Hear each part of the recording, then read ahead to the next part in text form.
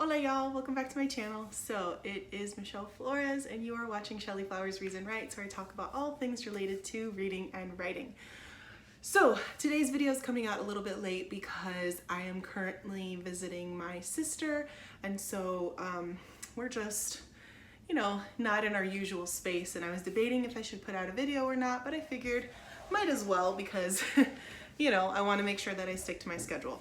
Now, the other thing I want to point out is that you might hear some background noise. It's because there's a lot of kids here and they're just, playing around, running up and downstairs. So sorry about that if it does get a little bit frustrating. The other thing that I want to say is that if you are still looking to find ways to support the Black Lives Matter movement and you're not sure what to do, like let's say you've signed all the petitions, you've made phone calls, you've sent emails, I have found out about a really cool website that allows you to send faxes for free.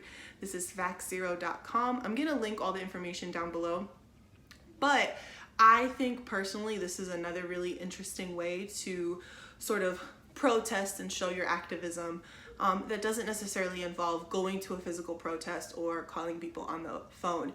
If you're someone who struggles with social anxiety, kind of like me, sending faxes is something that I think can definitely get people's attention just in a very different way. So I'm gonna link that website down below, as well as some easy steps to get you started, and then you guys can probably do research on people you can fax in your own cities, towns, and states to help address some of these concerns related to police brutality. All right, so let's go ahead and dive into the mid-year book freakout tag. Let's get started.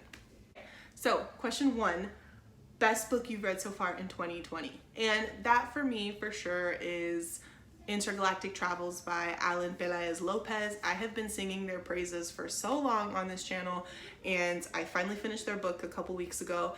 It is incredible, and I highly suggest, if you are someone who's interested in reading more poetry or more mixed media forms of books, highly recommend that book. I rated it 5 stars on a craft level, on an emotional level, on just pushing the boundary kind of level. This is a book that you definitely need to check out.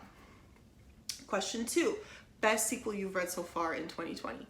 I haven't really read that many sequels because I don't really read series that often, but I would say the best one was definitely Death Note Volume 2.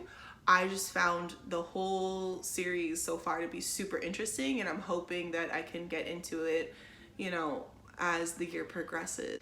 Question 3, the new release you haven't read yet but you want to.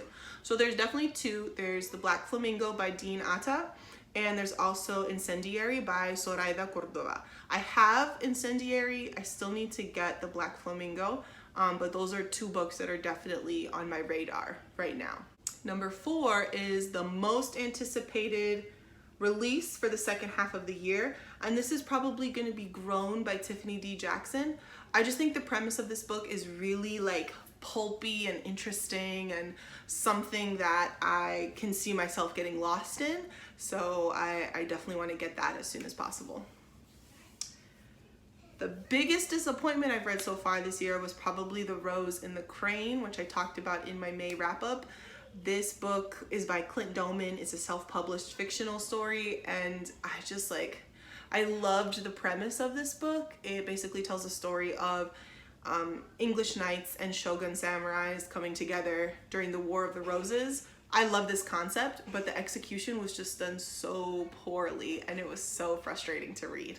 Okay, my biggest surprise, question 6. I would have to say my biggest surprise of the year was Middle Game by Seanan McGuire. I had never read anything by Seanan McGuire before, and I was not expecting to like this book as much as I did. It's over 500 pages. I don't normally read something that long, but the way that she builds her characters and her plot was so perfect and beautiful, and she is someone that's definitely on my radar. I need to check out more of her books. I just happened to see the cover of the book, and it's a beautiful cover, so I was like, well, I definitely need to read this, and Normally cover buys can be really disappointing, but this was not a disappointment at all. Question 7, favorite new author, debut or new to you? That would definitely have to be Alan Pelaez Lopez. They are a debut author in some ways. They did have a chapbook that came out a couple years ago, but their first full-length collection came out this year, and they are just such an incredible light, not even just for poetry, but I think just like the intellectual work of deconstructing Latinidad, and being that representation in terms of Afro-Indigenous people who are not from the United States. I think definitely they help give a more global perspective on Blackness and anti-Blackness and Indigenous antagonistic ideology, as well as queer ideology, because they are a non-binary author. So I highly, highly, highly recommend their work to anybody who's interested in getting into it. And they also host writing workshops. So any of my authors watching this, if you are interested in writing more poetry, they lead a workshop with Ariana Brown, who's another one of my favorite poets. It's so beautiful and so tender, and just such like a sweet, loving way to set up a workshop, because workshops can oftentimes be really intense and kind of scary. So definitely check them out. Newest fictional crush. So I definitely think this has to be Roger from Middle Game, because we have just like a lot in common. I definitely understand the whole like words being a big part of their life kind of thing. And then also Light from Death Note, because I love a really good anti-hero, and that character is probably one of the best anti-heroes I've ever read. Question 9, newest favorite character. This was a hard one because I don't read that much fiction, but I definitely think it has to be Light from Death Note. Number 10, a book that made you cry. So this is crazy because up until this year, I had only ever read one book that made me cry, and it was The Brief Wondrous Life of Oscar Wilde by Junot Diaz. We won't get into that. And I read that book in my 3rd year of undergrad, so I hadn't cried at a book at all. And then this year happened, and I don't know if it was because of quarantine or what was going on, but I just got so emotional reading 2 books. The first book that made me cry this year was The More Extravagant Feast by Leah Naomi Green.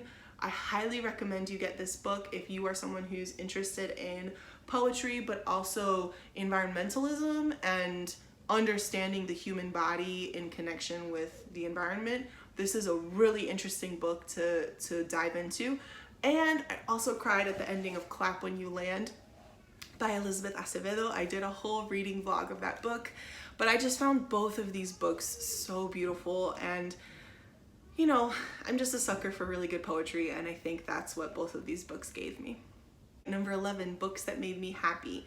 So The Deep by River Solomon made me really happy. I think that's a book where it's just like such a hopeful ending, and very similarly, Hidden Figures made me really happy. It was just so inspirational at the end, and I recognize that like our society is not perfect, and it has not been perfect for everybody for a really long time, but I just feel like the way that the book set up so many of these situations, it left me feeling like there's an endless world of possibilities if we just give people the opportunities to reach their full potential, and I still believe that.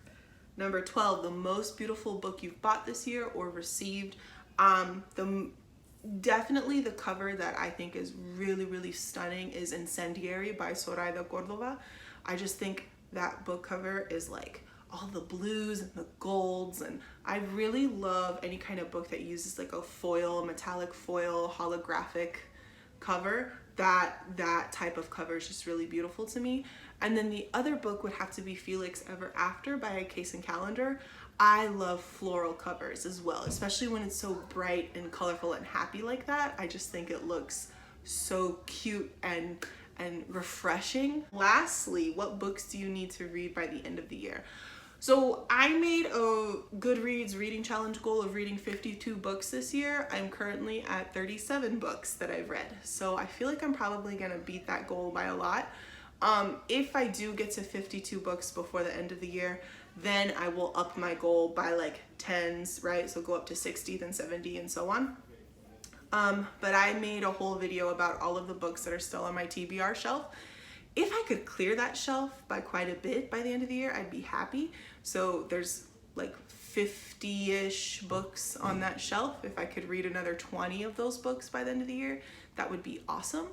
But knowing me, I will probably use some audiobooks and get some books from the library and probably buy 1 or 2 books from authors that I really want to support.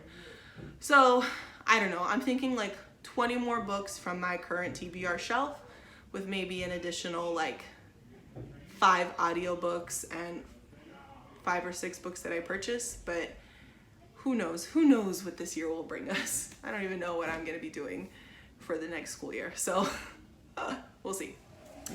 All right, y'all, that is it from me today. This video I kind of tried to speed through because I know things are a little bit hectic in my end, but I really hope that you also do this tag. Just feel free to tag yourselves.